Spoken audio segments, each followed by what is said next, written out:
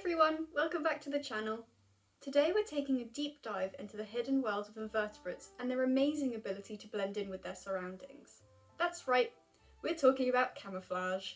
Whether it's to hide from predators, sneak up on prey, or just stay out of sight, invertebrates have evolved some mind-blowing ways to disappear into their environments.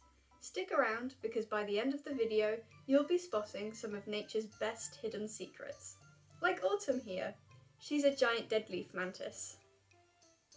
Let's get started. First things first, for those of you who are new, let's get a definition for invertebrates.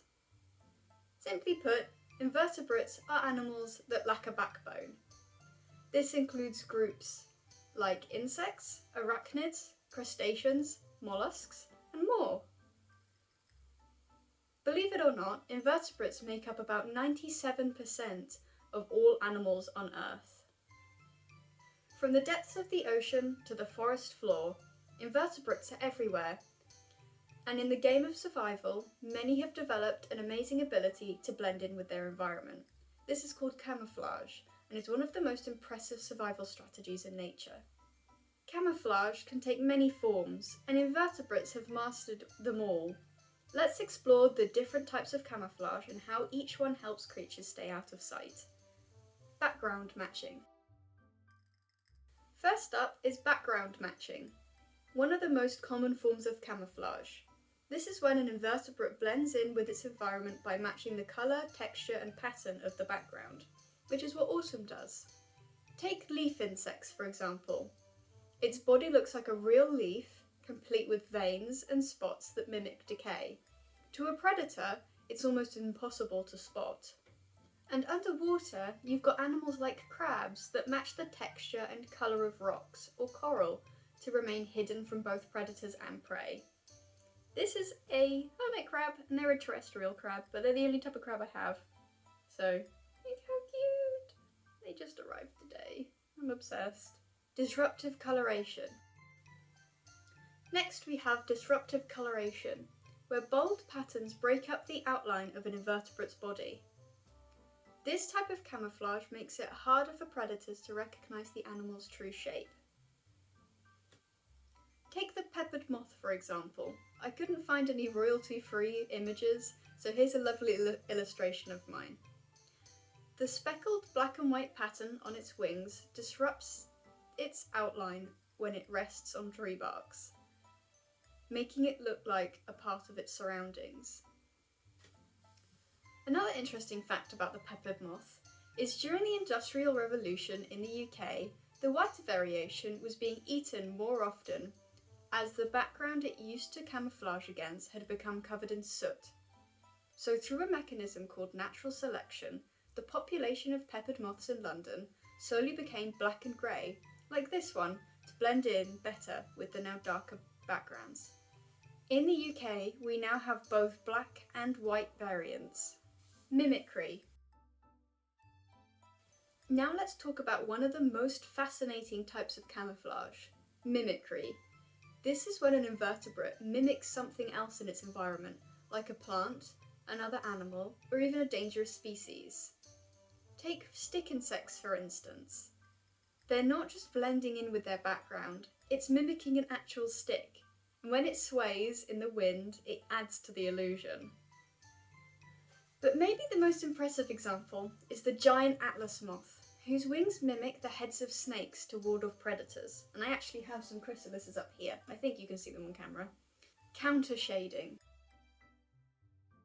Another clever camouflage technique is countershading, which is when an animal is darker on the upper side and lighter on the underside. It helps it blend into both the ground and the sky, depending on where the predator is looking from. Take this beetle for instance. From above, its dark back blends into the shadows of the forest floor, and from below, its lighter belly matches the brightness of the sky, making it harder to spot from both directions. Camouflage in the ocean. Let's take a deeper dive, literally, into the ocean, where some of the most jaw-dropping examples of invertebrate camouflage can be found. The ocean is home to some of nature's top camouflages, from cuttlefish to sea slugs. Cuttlefish, which I think have to be my personal favourite sea animal, are often called the chameleons of the sea, and for good reason. These invertebrates can change the colour of their skin and texture almost instantly to blend in with their surroundings, or even communicate with other cuttlefish. Let's not forget the octopus. With its soft body and incredible ability to match colours and textures, it can disappear into coral reefs, rocky outcrops, or sandy ocean floors in the blink of an eye. Why invertebrates camouflage? So why do invertebrates need such expert camouflage in the first place? It's all down to survival. Whether you're trying to avoid becoming someone's lunch or sneak up on your next meal, blending in can make all the difference. Invertebrates are often at the bottom of the food chain, which makes them prime targets for predators like birds, fish and mammals.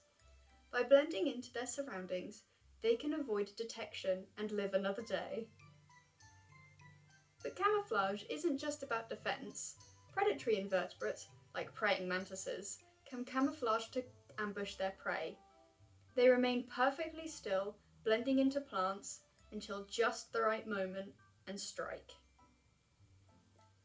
Some invertebrates take camouflage even further, with the ability to change colour in real time. This dynamic camouflage lets them adapt quickly to changing environments or even moods. Take cuttlefish again. These incredible animals can shift colours almost instantly using special cells in their skin called chromatophores. By expanding and contracting their cells, they can create a stunning range of colours and patterns. Thanks for watching, everyone. If you enjoyed learning about the fascinating world of insect camouflage, don't forget to give this video a thumbs up and share it with your friends who love insects as much as we do. Make sure to subscribe to Scouts Beasts and hit the notification bell so you never miss out on our latest adventures in entomology. Leave a comment below of your favourite fact from today's video and any questions you have about our planet's creatures. Until next time, stay curious and keep exploring.